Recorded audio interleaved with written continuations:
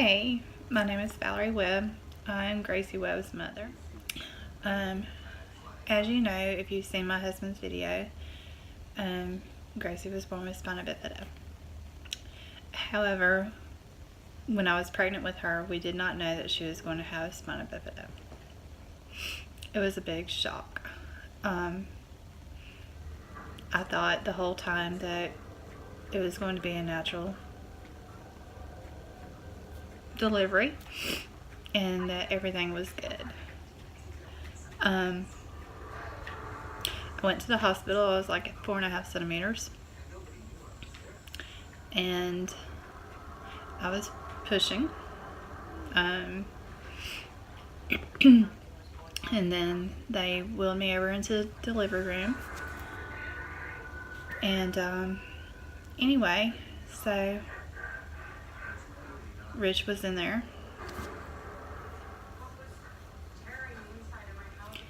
and anyway, Rich was in the delivery room with me, and when Gracie came out, Rich just ran, left, and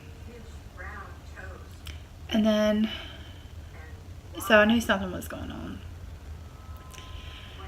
And then my nurse and the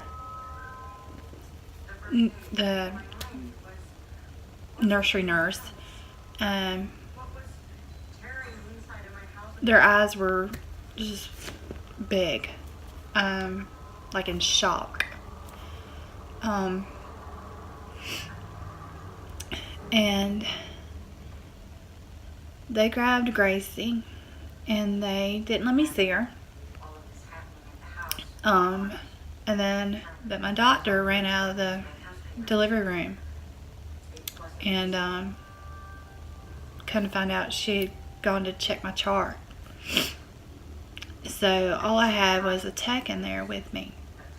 And the tech kept on saying, "You're going to be okay.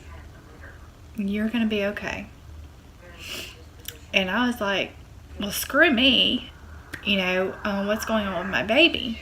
Is she alive? Is she okay? What's going on? My husband's left, and I had no idea what was going on.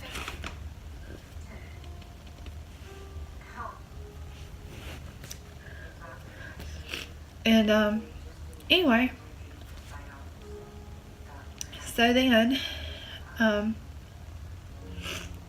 my doctor comes back, and she finishes fixing me up and everything, and she then proceeds to tell me that my baby has some issues, and daughter's back has a hole in it, and that her nerves are all in a sac. And at this time, the sac was still intact, from what I understand. But eventually it did pop. I do know that. I don't know. A lot of it is still a blur for me. I don't know if that's just my own body's way of dealing with what was going on at the time. And keep in mind, this all happened in Hawkinsville, Georgia. And the hospital was not equipped to deal with that. So then I have a pediatrician come in who tells me that I need to be prepared to take care of Gracie for the rest of her life. That she will never walk. She will be 100% dependent on me. And that she would be probably bedbound. That's what was told to me. And of course, I asked myself over and over again, what did I do wrong? Did I do something wrong while I was pregnant? You know, I tried really hard to do everything right when I was pregnant.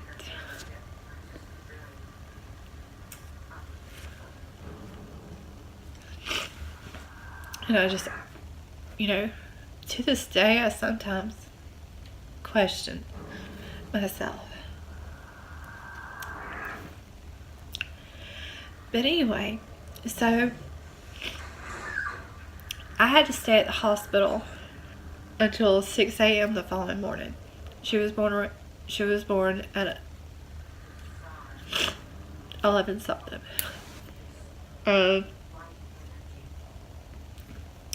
Like I said, it's all a blur. And anyway, so I then get to argue with the pediatrician about where to send my daughter. I wanted my daughter sent to where my father worked and where I knew people would take good care of her because she was family. So I wanted her sent to Coliseum.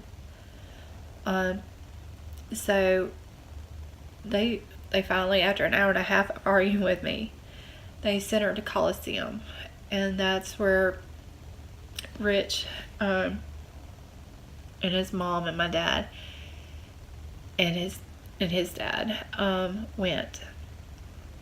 And she was in the NICU there. And like I said, we didn't know what was going to happen with her. So we went ahead and my family called our priest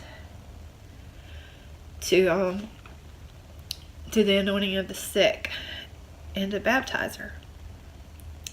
So he came and performed, and I eventually was able to get out of the hospital, and I went on up to Coliseum, and I was there when he did it. And anyway, so the neurosurgeon had talked to my husband, and they had decided to send her to the best hospital, which was Scottish Rite. And there, Dr. Reisner worked his magic. You would not believe how much prayer we did. We were spiritual, but we weren't spiritual. You know, we knew to do right and everything, but after Dr. Reisner performed the surgery, we were there like 2.5 months at Scottish Rite. They wanted to make sure that she didn't need a shunt, and they wanted to make sure that everything was going as good as it could go. Now with spinal bifida, there's, you know, a bunch of different things that go on, which I'll get into in another video. And so at Scottish Rite, me and Rich, we prayed. We saw families that their children didn't make it. We saw families there that their kids were great.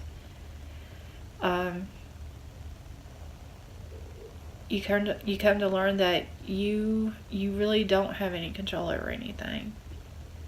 All you have is prayer and hope and faith. And through our prayer, hope came, because Gracie didn't need a shunt. In fact, that was very rare that a baby with spina bifida doesn't need a shunt, and she didn't need one. So after 2.5 months, she got discharged, she came home, we started doing therapy, and she graduated from Babies Can't Wait program, which if no one knows about that, I'll put some information in. That Babies Can't Wait program was awesome for her. And the doctor that said she couldn't walk, well, she can walk. And we even proceeded about 2.5 years after she was born. We took her down to the hospital where she was born, and she got to meet all the doctors and the nurses that helped deliver her, and they were floored because she was walking, and the doctors were so surprised by that, and the nurses, they were so happy to see her walking. And you know, we learned so much those 2.5 years, and we're still learning a lot about having hope, because we had hope for Gracie to walk, and she's walking. We have hope that Gracie would be able to do so many things, and Gracie has climbed a lighthouse. Gracie has done, field day at the school when she was in elementary school. She did field day. And you want to talk about friends? She had the best friends in elementary school. When she had to walk around the field as part of field day, yes, her other friends beat her. But do you know those friends came back and walked the whole lap with her? So, in this story, I'm just letting you know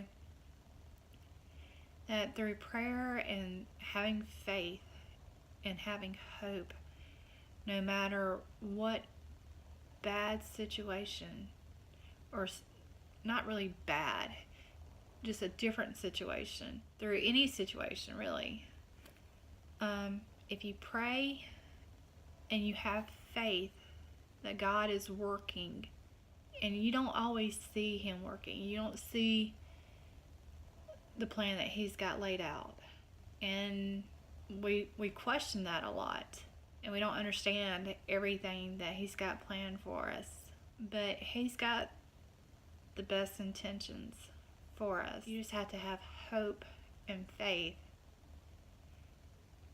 because without that you can't get through anything.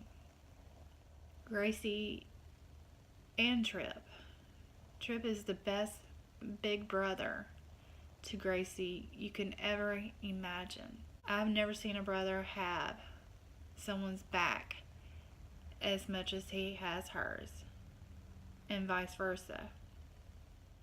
Gracie looks out for Trip, and Trip looks out for Gracie. It's the best big brother, little sister relationship you could possibly ever imagine. And we know that God had that planned.